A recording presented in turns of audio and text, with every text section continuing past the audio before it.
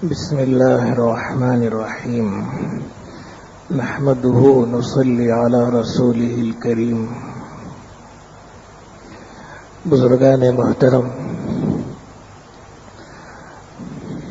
حضرت سیدنا آدم علیہ السلام جب پیدا کر دیے گئے تو اللہ تبارک و تعالی نے آدم علیہ السلام کی عظمت کو ایک طرح سے یوں ظاہر فرمایا کہ تمام فرشتوں کو سجدہ کرنے کا حکم دیا۔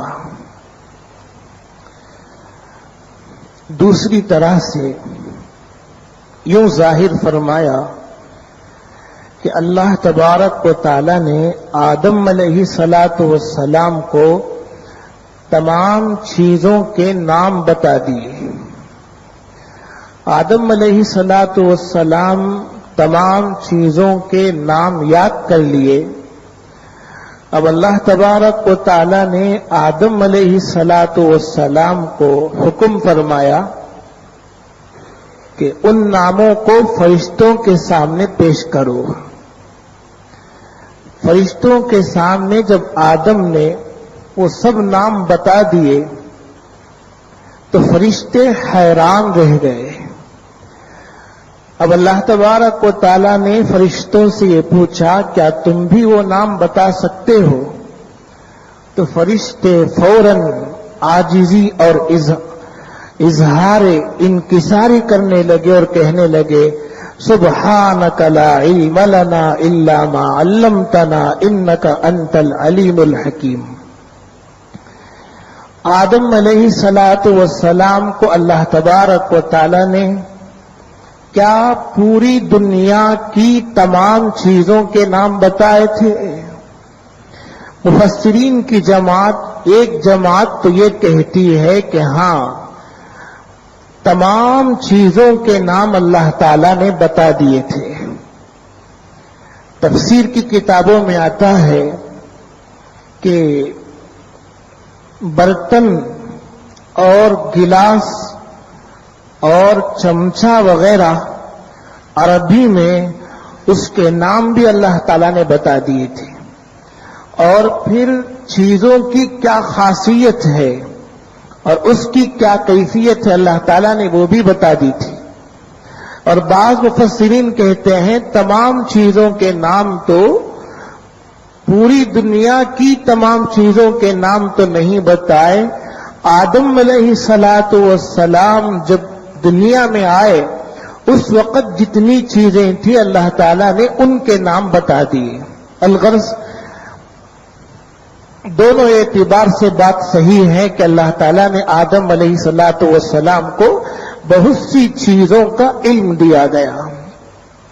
اب جب فرشتوں کے سامنے آدم علیہ السلام کو پیش کیا گیا تو فرشتے فوراً اللہ تعالیٰ کے سامنے معافی چاہنے لگے اور یہ کہنے لگے، اے اللہ تو ہی جانتا ہے، ہم نہیں جانتے، اور تیرا جو مسئلہ ہے، تیری جو ذات ہے وہ بالکل پاک ہے، ہر اعتبار سے بے عیب ہے۔ فرشتے سمجھ گئے کہ اللہ تعالیٰ کا مقصد امتحان نہیں ہے، اس لیے کہ اگر امتحان ہوتا تو فرشتے کہتے، اے اللہ ہمیں ان چیزوں کے نام تو نے کب بتائے تھے کہ ہم تم کو بتائیں؟ ہم کو تو نام بتائے نہیں گئے تھے اور چیزوں کا علم نہیں دیا گیا تھا۔ فرشتے یہ کہتے، فرشتوں نے سمجھ لیا کہ امتحان مقصود نہیں ہے، بلکہ اللہ تبارک و تعالیٰ یہ چاہتے ہیں کہ زمین کی خلافت کا کام آدم کو سونپنا ہے۔ اور فرشتوں نے جو اس وقت یہ رائے رکھی تھی، اے اللہ جہاں تک عبادت اور تسبیح پڑھنے کا مسئلہ ہے، ہم تو خوب عبادت کرتے ہیں اور خوب تسبیح پڑھتے ہیں، تو اللہ تعالیٰ نے یہاں راز کھول دیا کہ زمین کی خلافت کے لیے صرف تسبیح پڑھنا اور عبادت کرنا کافی نہیں ہے، بلکہ اس کے لیے اس کے ساتھ ساتھ ایک صفت اور بھی چاہیے، اور وہ صفت علم ہے، اور وہ علم فرشتوں کے اندر موجود نہیں ہے۔ وہ علم میں نے آدم علیہ السلام کو عطا کیا ہے، تو فرشتے سمجھ گئے اور فوراً عاجزی اور انکساری کو ظاہر کرنے لگے اور اللہ تعالی کے سامنے سربسجود ہو گئے۔ اس کے بعد اللہ تبارک و تعالی نے آدم علیہ السلام کو جنت میں رہنے کا حکم فرمایا۔ آدم علیہ السلام ایک لمبا زمانہ جنت میں تنہا رہے ہیں، اور اس کے بعد اللہ تبارک و تعالی نے آدم علیہ السلام کے دل کی بات معلوم کی کہ آدم بے چین ہے، مضطرب ہے، پریشان ہے، تو اللہ تبارک و تعالی نے حضرت حوا علیہ السلام کو پیدا کیا اور جنت میں ان کے ساتھ ان کو رکھا۔ جب حضرت حوا علیہ السلام کو پیدا کر کے آدم کا جوڑا بنایا گیا تو حضرت آدم علیہ السلام کو بڑی تسلی ہوئی، بڑا سکون ہوا اور بڑا اطمینان ہوا۔ آدم اور حوا علیہ السلام دونوں کے دونوں جنت میں رہنے لگے۔ یہاں رک کر ایک بات یہ بھی سمجھیں، آدم کو آدم کیوں کہا جاتا ہے اور حوا کو حوا کیوں کہا جاتا ہے؟ آدم کا ایک معنی تو ہے مٹی۔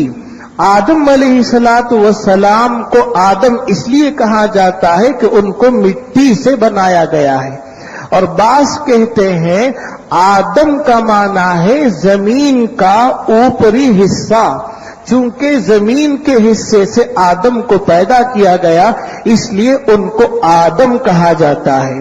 اور بہت سے دیگر اسباب بھی، وجوہات بھی بتائے ہیں، اور سب سے زیادہ تو یہ معنی سمجھ میں آتا ہے کہ آدم کا معنی ہے مٹی، چونکہ آدم کی فطرت مٹی ہے اس لیے اللہ تعالیٰ نے ان کو آدم رام رکھا۔